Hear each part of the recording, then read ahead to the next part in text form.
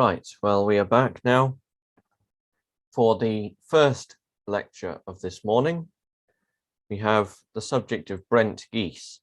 Now, this morning, just to explain in a little more detail, this morning we are going to be having not lessons for a younger age group and then for an older age group as we did last time, because, as I said, we could not obtain the services of Lilibet Conway, but we've got instead a few lectures for a subject I mentioned when I spoke before, which are, as it were, supplemental to nature observations.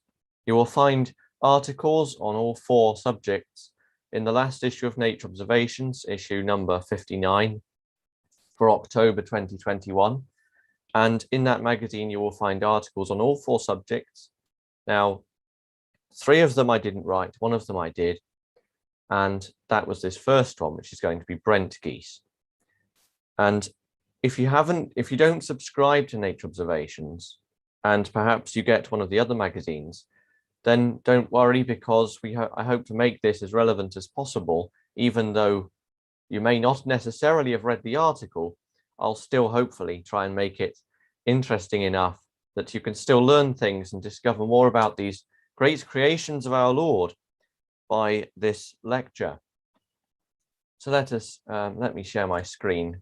The subject is Brent Geese, obviously, and that is what we will be considering.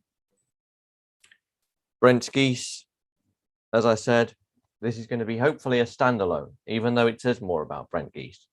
Hopefully it will stand on its own. This is a picture of the issue of Nature Observations that I mentioned. That's the front cover of it. If that's any help to anybody finding it, that's the front cover. And you can see on that front cover is the very species that we start with, Brent Geese. They were what I might call the cover heroes of this issue, Brent Geese. And so this was the article in that magazine, found on pages 12 and 13, I think that is. In this issue, you can probably find that, but you don't need it for this lecture because I will be giving various details. Now, this is a picture. It's rubbish, isn't it? This is a picture which I took the first time I actually saw Brent Geese, or at least remember seeing Brent Geese. I may have seen them when I was younger, but I didn't take any notice of it. But this was the first time I actually remember seeing Brent Geese. And if you'll believe it, I didn't realize that I'd seen them until I got home. And I looked at this picture and I thought of the birds in it. Now, can you see the Brent Geese in this picture? There's 5 birds in this picture that I can see. Which ones can you see? So there's this one here, circled in yellow. Is that a Brent goose, do you think? Does it look like a goose? That's one option.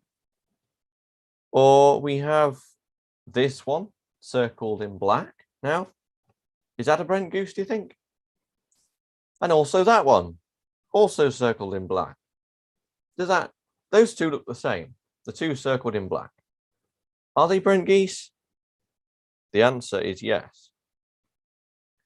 Now, this bird circled in yellow is an oyster catcher. You may have heard about oyster catchers. Oyster catchers are generally black and white birds. They have red beaks and reddish legs, so they're not too difficult to identify. Mostly they're black above on the upper parts and white below, but they do in winter have some more white around the neck, which is also, I think, what you can see in this picture, because you can see there appears to be a whitish collar. It's not a very good picture. In fact, have I not got a better picture of an oyster catcher? There you are. See, there is a proper picture of an oyster catcher. And you can see there the proper colorings of the bird up a bit closer. Admittedly, a bit of it's obscured by a branch, but you can still see black and white, orange beak and the pinkish orange legs as well.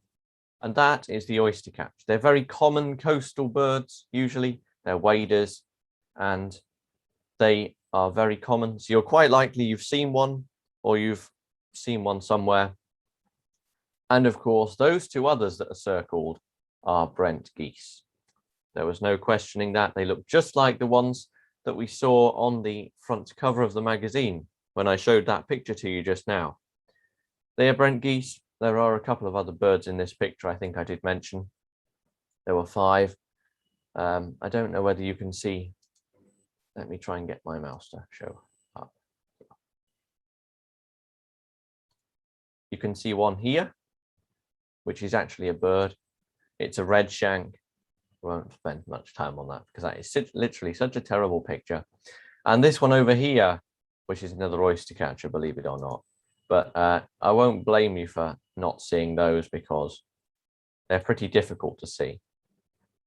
So that was the first time I ever saw Brent geese. And to be fair, this is where the pictures were taken. This is the Medway estuary, so in North Kent. And the tide was out. You can see plenty of mud in this picture. And you can see that there's quite a big expanse of mud flats here. So the birds were a really long way out because it was low tide. If it's high tide, then it means the birds get pushed further in.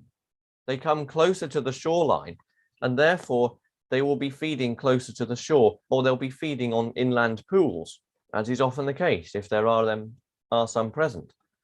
In some cases, I know, where there are no pools, they will come in and they will feed on grassland. They'll just feed on open fields, as are such places, rather than feeding on the waterline. Obviously, birds like these, they can swim, but they can't wade. They don't get their food when they're swimming in the water because they usually get it when they're feeding on mudflats and things. And that's why they like to feed at the waterline, where perhaps the creatures which bury down into the mud, they're sort of half in and half out, as it were. They're easier to catch than they are up here. If you look right in the foreground of this picture, you can see the bare mud. And that is not where you would find them. Not there. I remember in those days, I used to look in such places to try and see if there were any birds. When you consider, you can probably just about see a little bit of a public footpath there, which was quite a busy footpath. I don't know why I ever thought there would be birds that close to humans, but they were, of course, right in the very distance. In fact, you probably can't even see in that picture where the birds were. It was just so far away that it was very difficult to see them. But that was the first time I ever saw Brent geese. Before that, Brent geese were a bit of, well, what are they? It was a bit like that. So I didn't really know anything about Brent geese at that point in time. Now, I have seen Brent geese at various intervals, but the next time I actually saw them was here.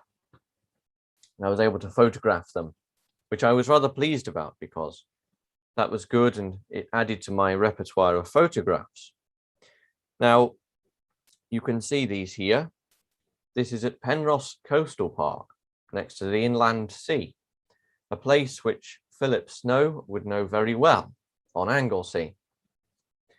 That place it's almost like, well, it is almost an inland sea. It has direct open access into the ocean, but on the other hand, it is sheltered to a certain extent. So it's a good place to find things like Brent geese and these other types of birds, redshanks, sandpipers of various sorts in these places because it's sheltered and yet it's coastal. It's both of those together. And that means that there's likely to be good numbers of these things here. This was a big flock. I think we tried to count them and I can't remember exactly how many there were in total, but there was a good number of them that were not that far out from the shoreline. And I was pleased to get this picture and also some more like this one, which shows you a few more birds that were in that flock. As I say, it was a decent sized flock. And that's one thing about Brent geese. They are often found in big or quite big flocks. They're often found in big numbers because, now why do you think that is?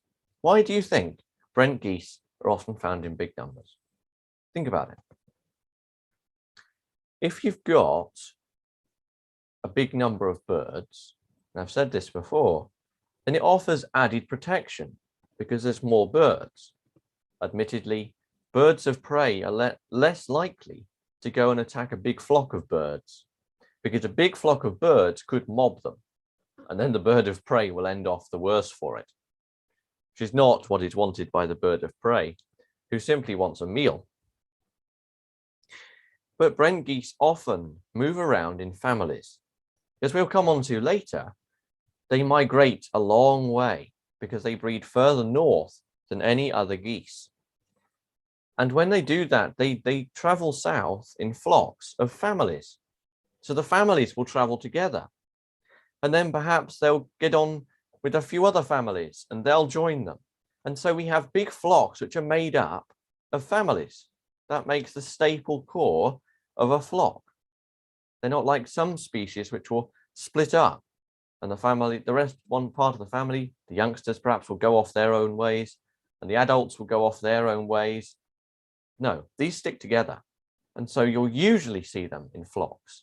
Seeing solitary Brent geese is not that common an occurrence, because usually, as I say, they are in flocks. Now, unfortunately, I have no picture of the general scenery of the area, which you'll have to imagine, or perhaps you can look it up on something like Google Maps later. Penrose Coastal Park. It's in northwest Anglesey is where it is. And you can see pictures of it on there. You can see pictures of the patch where it's sort of open and then there's the road coming across it, as it were. Otherwise, it would be entirely free-flowing water, and that would make the Holy Island, I think they call it, where Holyhead is, that would make it an island. But it cuts it off, apart from the road crossing over. You can look that up later. And then I saw this picture. Sorry. I've got some more pictures. Here we go. That other picture was, of course, from the same place.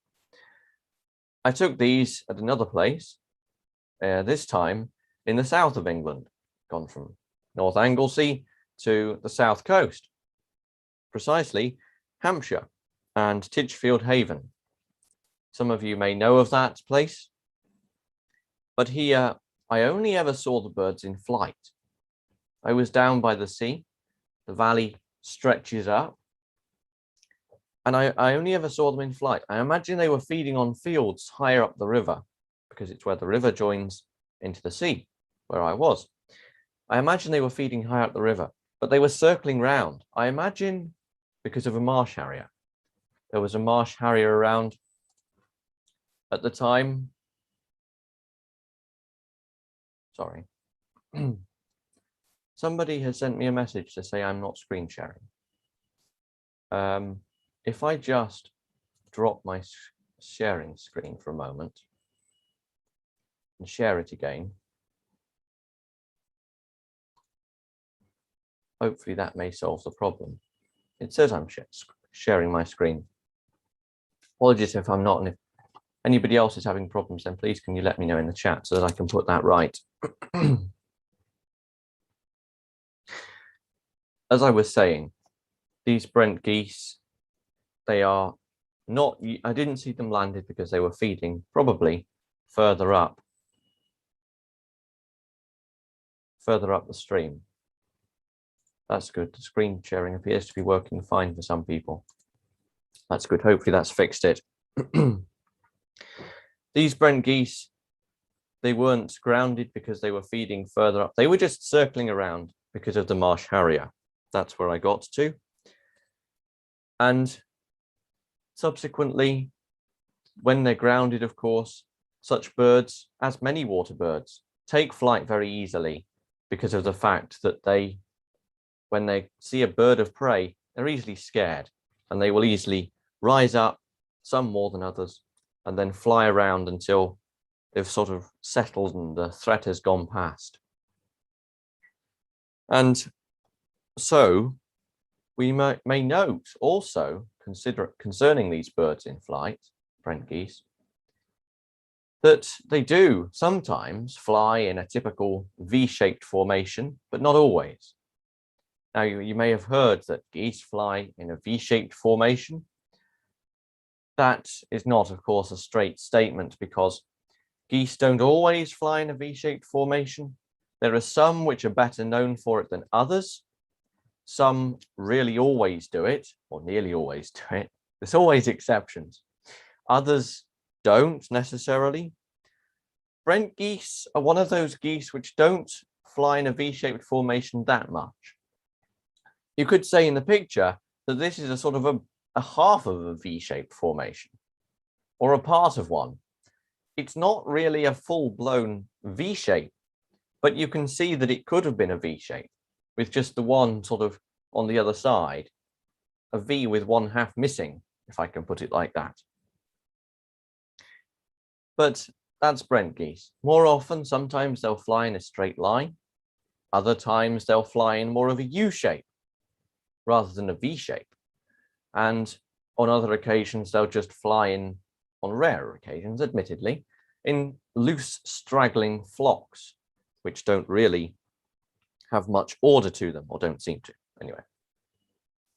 So this is the place, Titchfield Haven. The river stretches up to the valley.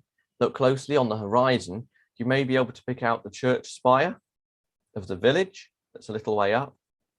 That's the river valley stretches down from that church spire down the river to the sea. And here I was standing to take this picture on an embankment at the bottom. There was a road running along it. And on the other side of the road was the sea. The sea sort of, yes, the sea.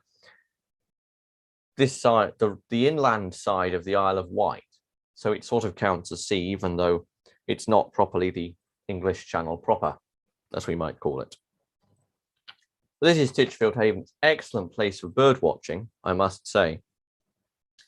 But moving on, if you look at this Brent goose, which was taken at Penrhos Coastal Park on Anglesey, look at it closely for a minute. Look closely at all the details, the different colorings, the head, the front of the bird, the back, and the sides, and the tail area. And then look at this one. It's in flight, but the same basic features are present. Do you notice any difference between those two? If you look at that one the same, is there any difference between this one and this one? You may have noticed this is different. In this bird at Titchfield Haven, this area is dark. The belly area is dark. In this one, the belly area, it's partially obscured, obviously, by the water, but you can see enough of it to see it's pale. It's not dark, not like this one. That one's really dark. And this one is really light. Do you see the difference? They're both Brent geese, but they have variations. They're not exactly the same. And subsequently, they're divided into what they call subspecies. So a species is a group of birds which is generally considered, they usually can interbreed. A subspecies is a variation of that species, which looks different, usually either by plumage color or more recently and more sadly by DNA, which is a dodgy sort of way of telling apart bird species and takes away all of the enjoyment of bird watching in the field. But you can see clearly the difference between these two. There is a difference between the dark-bellied and the light-bellied. They call them the dark-bellied Brent geese and the pale-bellied Brent geese. That's how they have the two different subspecies. There are more, but we shall leave those for today. Now, if we move on, this is a map which I rather crudely created. And basically, I did mention before that Brent geese breed further north than any other species. They do not breed as far south as the yellow comes. I'm afraid I could not chop it off any higher. But you can generally get the idea. They breed in the north of Russia and also in Greenland and in North America and Canada. You can see that from the map, and it is perhaps a bit of a surprise that they only winter in areas around Europe. If we make that a little bit larger, you can see here that they winter pretty much just around Europe, just around the British coastline, and then around the coastlines of other European nations. You can see that is where they can be found. They have a very expansive distribution for general terms, where they can be found at any time of year. But in the winter, it's quite restricted. The dark-bellied Brent geese usually come from Russia down to England, to Wales and Scotland, of course. And the pale-bellied Brent geese usually come down from Greenland, Canada, over that direction, and come in that way. Now, what do you think? Where do you think those two subspecies are predominantly going to be found in Britain? If you think about it, one comes from the east, one comes from the west. So when they reach Britain, will there still be that division? Yes. The north and the west normally get the pale-bellied Brent geese, whilst the east gets the dark-bellied Brent geese, and sometimes the southwest as well, stretching around the south coast, you get the dark-bellied Brent geese. That is, of course, usual.